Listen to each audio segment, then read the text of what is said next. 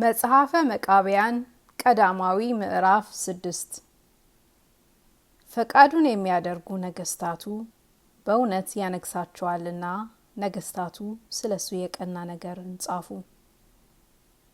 የእግዚአብሔርን ፈቃድ አድርገዋልና ይስሐቅ፣ አብርሃም፣ ያዕቆብ፣ ሰለሞንና ዳዊት፣ ሕዝቅያስም ማደሪያቸው ብርሃን የሆነች ያማሩ ነገስታት ሁሉ ባሉበት በገነት ማደሪያቸውን በማይመረመር ብርሃን ያበራል። የሰማይ አዳራሽ ፈጽሞ የበራ ነው እንጂ የምድር አዳራሽ እንደ ሰማይ አዳራሽ አይደለም።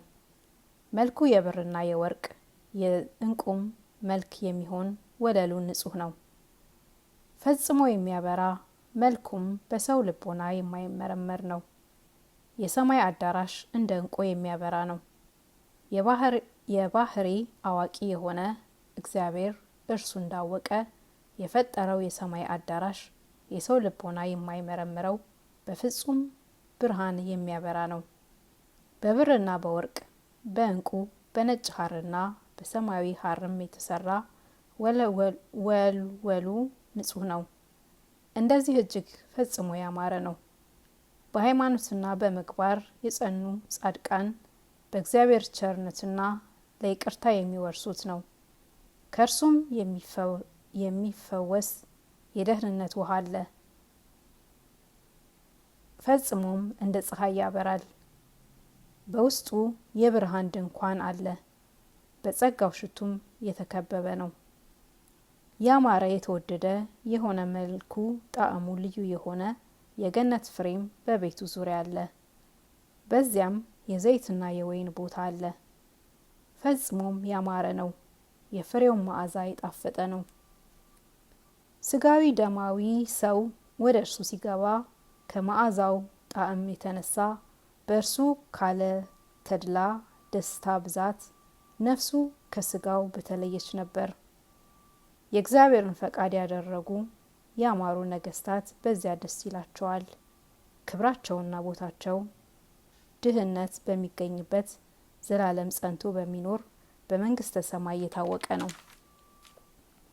በምድር ያለ ጌትነታቸው የገነነ የከበረ እንደሆነ በሰማይ ያለ ጌትነታቸውም የገነነ የከበረ እንደሆነ አሳየን። በዚህ ዓለም እንዲያከብሯቸው እንዲሰግዱላቸው በሰማይ ይከበራሉ፣ ከፍ ከፍ ይላሉ። በዚህ ዓለም በጎ ስራ ቢሰሩ ደስ ይላቸዋል። እግዚአብሔር በሰጣቸው ግዛታቸውና መንግስታቸው ክፉ የሆኑ ነገስታት ግን በእውነት በሚገባ አይፈርዱም። የጦም አዳሪዎችና የድሆችን ጩኸት ቸል ብለዋልና ስደተኛውንና የተበደለውን አባት እናት የሞቱበትን ልጅ እውነት ፈርደው አያድኑም። ጦም አዳሪዎችና ድሆችን ከሚቀማቸው ከባለጸጋው እጅ አያድኗቸውም። ከምግባቸውም ከፍለው ሰጥተው የተራቡትን አያጠግቧቸውም። ከመጠጣቸውም ከፍለው ሰጥተው የተጠሙትን ሰዎች አያጠጧቸውም። ጆሯቸውንም ወደ ድሃው ጩኸት አልመለሱም። እነርሳቸውንም የጨለማ መጨረሻ ወደ ሆነ ወደ ገሃነም ይወስዳቸዋል።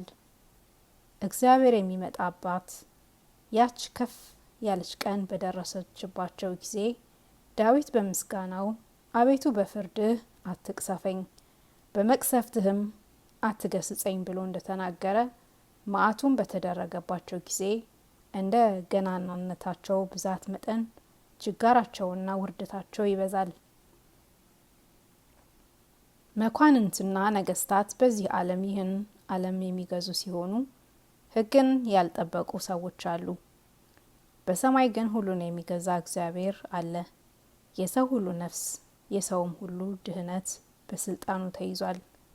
ለሚያከብሩ ሰዎች ክብርን የሚሰጣቸው እርሱ ነው።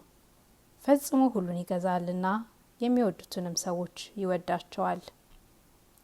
እሱ የምድርና የሰማይ ጌታ ነውና ኩላሊት ያመላለሰውን ልቡና ያሰበውን መርምሮ ያውቃል።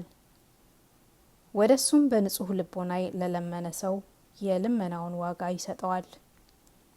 እናት አባቱ በሞቱበት ልጁና በባልቴቶች ክፉ ስራ የሚሰሩ የኃይለኞች ትዕቢትን ያጠፋል። ይህን መንግስት የያዝከው በኃይልህ አይደለም፣ ከዚህ ዙፋን ላይ የተቀመጥ መቻልህ አይደለም። በዚያ ወራት ወገኖቹን እንደገዛ እንደ ሲኦል መግዛት ይቻልህ እንደው ሊፈትንህ እርሱ ወዶ በመንግስት ዙፋን ላይ አስቀመጠህ እንጂ ይህን መንግስት የያዝከው በኃይልህ አይደለም። የነቢዩ የሳሙኤልን ቃልና የእግዚአብሔርን ቃል ቸል ብሎ ሰራዊቱንና የአማሌቅን ንጉስ እንዳልገደለ እንደ ሳኦል ሲፈትን ነው እንጂ ይህን መንግስት የያዝከው በመቻልህ አይደለም። እግዚአብሔር ነቢዩ ሳሙኤልን ሄደህ ሕግ በማፍረስ ጣዖቶቹን በማምለክ ለጣዖቱም በመስገድ በመስጊዳቸውም ጥቅም በሌለው በተጠላ ስራቸውም ሁሉ አሳዝነውኛልና ሳኦልን ወደ አማሌቅ አገር ሄደህ ከሰው ጀምሮ እስከ ከብት ድረስ ሰራዊቶቻቸውና ነገስታቱን ሁሉ አጥፋ በለው አለው። እግዚአብሔርን ባሳዘኑት ስለዚህ ነገር ያጠፋቸው ዘንድ ሳኦልን ላከው። እርሱ ግን ንጉሳቸውን ከሞት አዳነው። ብዙ ከብትንም ቆንጆዎችንና ሴቶችንም ያማሩ ጎልማሶችንም ከሞት አዳነ። ነገሬን ንቋልና ትእዛዜንም አልሰማምና ስለዚህ ነገር እግዚአብሔር ነቢዩ ሳሙኤልን ሄደህ መንግስቱን ክፈላት፣ ስለ እሱ ፈንታ በእስራኤል ላይ ይነግስ ዘንድ የእሴይ ልጅ ዳዊትን ቀባው። በእርሱ ግን አንቆ የሚጥለው ጋኔን አሰናብትበት። ፈቃዴን ያደርግ ዘንድ መንግስትን ብሰጠው እምቢ ብሏልና ፈቃዴን ማድረግ እምቢ ባለኝ ጊዜ ከሚገባው ከመንግስቱ ሻርሁት። አንተ ግን ሂደህ በወገኖቹ በእስራኤል ላይ ያነገሰህን በጌትነቱ ዙፋን ላይ ያስቀመጠህ እግዚአብሔርን እንዲህ ቸል ትለዋለህን ብለህ ንገረው አለው። አንተ ግን ይህን ያህል ብዙ ክብርን ገናናነትንም የሰጠህ እግዚአብሔርን አላወቅህም በለው አለው። ነቢዩ ሳሙኤልም ወደ ንጉሱ ወደ ሳኦል ሂዶ በማዕድ ተቀምጦ የአማሌቅ ንጉስ አጋግም በግራው ተቀምጦ ሳለ ወደ እሱ ገባ። ከብቱንና ሰውን ታጠፋ ዘንድ ያዘዘህ እግዚአብሔርን ፈጽመህ ለምን ቸል አልከው አለው። የዚያን ጊዜም ንጉሱ ፈርቶ ከዙፋኑ ተነስቶ ሳሙኤልን ተመለስልን፣ ልብሱን ያዘው። ሳሙኤልም መመለስን እምቢ አለው። የሳሙኤል ልብስ ተቀደደ። ሳሙኤልም ሳኦልን እግዚአብሔር መንግስትን ከፈላት አለው። ዳግመኛም ሳኦል ሳሙኤልን በሕዝቡ ፊት አክብረኝ ይቅር ይለኝም ዘንድ እግዚአብሔር ፊት ኃጢአቴን አስተሰርይልኝ አለው።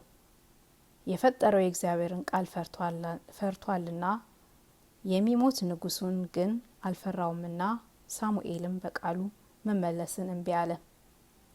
ስለዚህ ነገር ያላመጣውን ሳይውጠው የአማሌቅ ንጉስ አጋግን ወጋው። ሕግ እግዚአብሔርን ያፈረሰ ያንንም ሳኦልን ጋኔን ያዘው። እሱ ሁሉን የሚገዛ ንጉሰ ነገስት ስለሆነ እግዚአብሔር ኃጢአት የሰራው ንጉስን አያፍረውምና ራሱንም መታው።